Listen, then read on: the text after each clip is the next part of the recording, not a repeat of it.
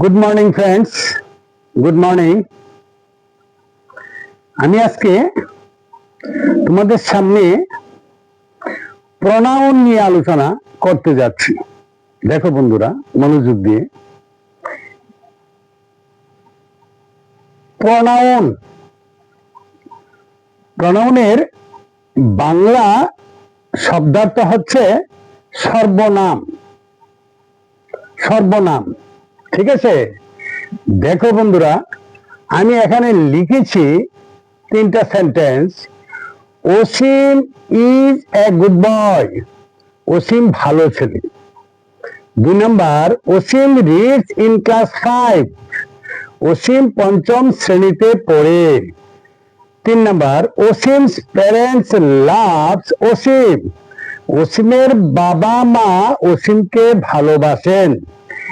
এই তিনটা সেন্টেন্স আমি লিখেছি। দেখো বন্ধুরা, এই যে অসীম ইজ এ গুড বয়, আবার লিখেছি Asim reads in class 5, Asim parents loves Asim, অসীমের বাবা মা অসীমকে ভালোবাসেন। বারবার আমি অসীম অসীম লিখেছি। আসলে এই বারবার বা পুনঃ পুনঃ অসীম অসীম যে কোনো একটা নাম বললে পরে এটা শুনতে ভালো লাগে না।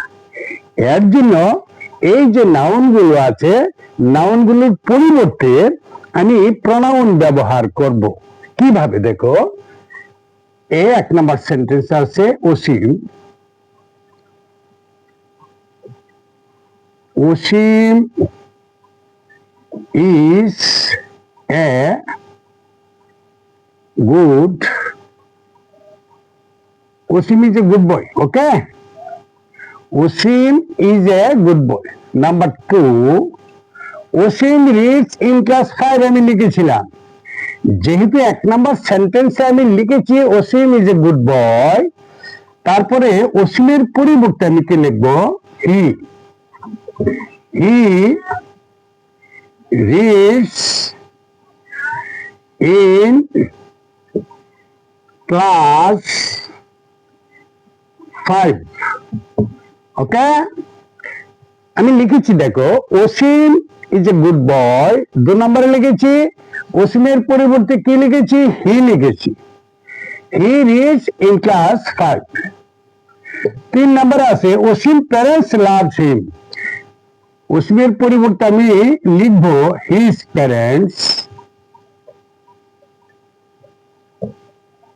His parents loves him. দেখো এখানে, দেখো আমি অসীম বারবার লিখেছি, এখানে অসীম লিখেছি, এখানে অসীম লিখেছি, ঠিক আছে? এখানেও অসীম লিখেছি, বারবার অসীম। এই তিনটা সেন্টেন্সের মধ্যে আমি অসীম বারবার লিখেছি। প্রথম সেন্টেন্সে ঠিক আছে অসীম লিখবো, noun. Asim is a good বয়, ঠিক আছে? অসীমটা হচ্ছে নাউন, প্রপার নাউন। ওকে, দেখো এখানে লিখেছি অসীম ইজ এ গুড বয়, যেভাবে আছে ঠিক সেইভাবে লিখেছি। ওকে, তারপরে দ্বিতীয় সেন্টেন্সে লিখেছি অসীমের পরিবর্তে কি লিখেছি? হি। হ্যাঁ, এখানে লিখেছি অসীম রিডস ইন ক্লাস 5, এখানে লিখেছি হি রিডস ইন ক্লাস 5। হি মানে কে? অসীম। ওকে, অসীম প্যারেন্টস লাভস অসীম, অসীমের বাবা মা অসীমকে ভালোবাসে। এখানে নাউনের পরিবর্তে আমি লিখেছি হিজ প্যারেন্টস লাভস হিম, তার বাবা মা তাকে ভালোবাসেন। ওকে, এই যে আমি এখানে হি, তারপরে হিজ, তারপরে হিম, এই যে শব্দগুলো ওয়ার্ডগুলো লিখেছি, এটা হচ্ছে প্রনাউন। নাউনের পরিবর্তে আমি এই শব্দগুলো লিখেছি, এটা হচ্ছে প্রনাউন। হি, হিজ, হিম, এগুলো হচ্ছে প্রনাউন, ঠিক আছে? দেখো, প্র মানে কি? প্র, পি আর ও, প্র। প্র, প্র মানে ফর, ফর। প্র মানে ফর। ওকে, প্রো মানে ফর, যেমন pronoun, pronoun, pronoun for noun. এটা হচ্ছে প্রোনাউন সমান কি ফর নাউন, মানে নাউনের পরিবর্তে, ঠিক আছে, প্রোনাউন নাউনের পরিবর্তে। তার মানে এখন প্রোনাউন কাকে বলে, সংজ্ঞাটা কি হবে? প্রোনাউন কাকে বলে? প্রোনাউন কাকে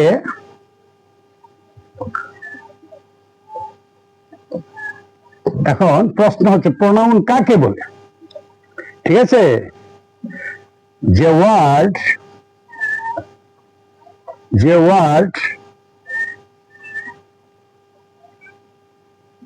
নাউন এর পরিবর্তে, যে ওয়ার্ড নাউনের পরিবর্তে ব্যবহার করা, যে ওয়ার্ড নাউনের পরিবর্তে ব্যবহার করা হয় তাকে pronoun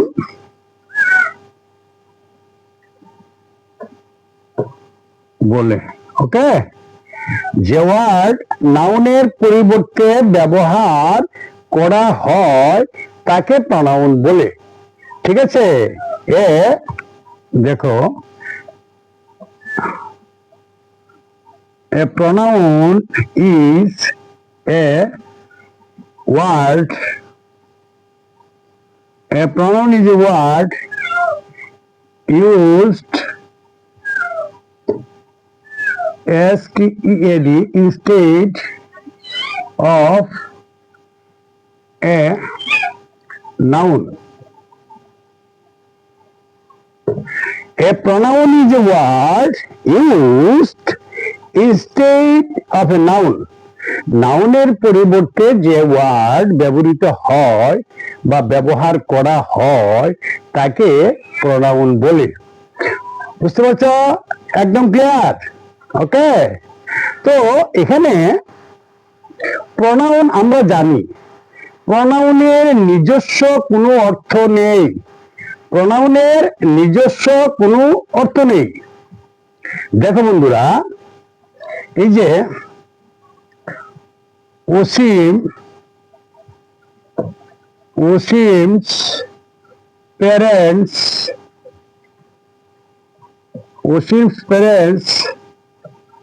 loves him. Osim's parents loves him. এখানে হিম অসীমকে বোঝাচ্ছে। কাকে বোঝাচ্ছে? অসীমকে। অসীমস প্যারেন্টস লাভস হিম, অসীমের বাবা মা তাকে ভালোবাসে। এই যে হিম, হিম হচ্ছে কে? অসীম। হিম হচ্ছে অসীম। ওকে, তারপরে অনুপ's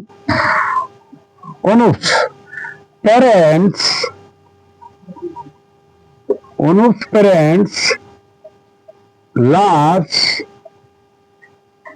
him. এখানে হিম হচ্ছে কে? হিম হচ্ছে অনুপ। এখানে হিম হচ্ছে অনুপ, তাইলে এখানে হিম হচ্ছে অসীম আর এই সেন্টেন্সে হিম হচ্ছে অনুপ। তাইলে প্রোনাউনের নিজস্ব কোনো অর্থ নেই, প্রোনাউনের নিজস্ব কোনো অর্থ নেই। এর জন্য বলা হয় যখন যার তখন তার। এই যে আমি বললাম, হ্যাঁ, অসীম প্যারেন্টস লাভস হিম, এখানে হিম হচ্ছে অসীম।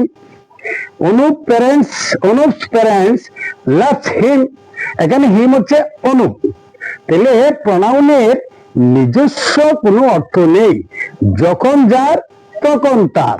ওকে, এই হলো প্রোনাউন। প্রোনাউন গুলিকে দেখো, নাউনটা হচ্ছে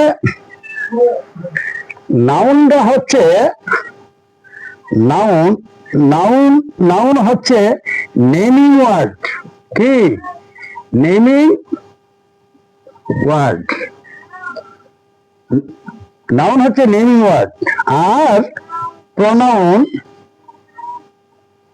প্রোনাউন হচ্ছে ইন্ডিকেটিং ওয়ার্ড। ইন্ডিকেটিং ওয়ার্ড, ওকে। নাউন হচ্ছে নেমিং ওয়ার্ড, প্রোনাউন হচ্ছে ইন্ডিকেটিং ওয়ার্ড। এই যে প্রোনাউন গুলিকেও আবার কয়েকটি ভাগে ভাগ করা যায়। তো আমি পরবর্তী ক্লাসে এই ভাগগুলি নিয়ে আলোচনা করব। ঠিক আছে বন্ধুরা, আজকে আমি প্রোনাউন নিয়ে যে ক্লাসটা করলাম তোমাদের কাছে কেমন লেগেছে? যদি ভালো লেগে থাকে তাহলে তোমরা লাইক, শেয়ার এবং সাবস্ক্রাইব করতে ভুল করবে না। আর যারা আমার এই চ্যানেলে নতুন এসেছো আমার এই চ্যানেলটাকে সাবস্ক্রাইব করে দেবে আর বন্ধু বান্ধবদের কাছে শেয়ার করবে, যাতে তোমাদের বন্ধু বান্ধবরাও আমার এই ক্লাসগুলি দেখে উপকৃত হতে পারে।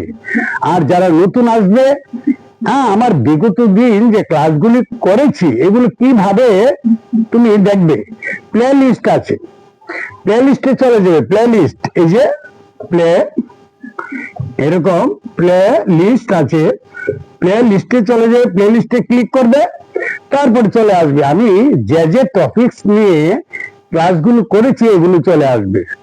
যদি তুমি টেন্স শিখতে চাও, টেন্সে ক্লিক করবে, সমস্ত টেন্স গুলো চলে আসবে। টেন্স নিয়েও মোট আমি 28টা ক্লাস করেছি। ঠিক আছে, এইভাবে টেন্স, ন্যারেশন, বিভিন্ন ট্রান্সফরমেশন অফ সেন্টেন্স, তোমরা যখন যেটা শিখতে চাও এইভাবে প্লে লিস্টে গিয়ে ক্লিক করবে, তারপর চলে আসবে। ন্যারেশন যদি শিখতে চাও ন্যারেশনে ক্লিক করবে, সমস্ত ন্যারেশন গুলো তোমার চোখের সামনে চলে আসবে। টেন্স যদি শিখতে চাও টেন্সে ক্লিক করবে, তোমার চোখের সামনে চলে আসবে। পার্টস অফ স্পিচে যদি ক্লিক করো, পার্টস অফ স্পিচ তোমাদের চোখের সামনে চলে আসবে। তারপরে একটা একটা করে তোমরা ক্লাসগুলি দেখো। আমার ক্লাসগুলি মনোযোগ দিয়ে তোমরা দেখো, অন্তত প্রতিদিন 15 মিনিট দেখো, দেখবে ইংরেজিতে তোমরা তোমাদের স্কিল কিছুদিনের মধ্যেই বেড়ে যাবে, এই আশা আমি ব্যক্ত করতে পারি। Thank you so much everyone.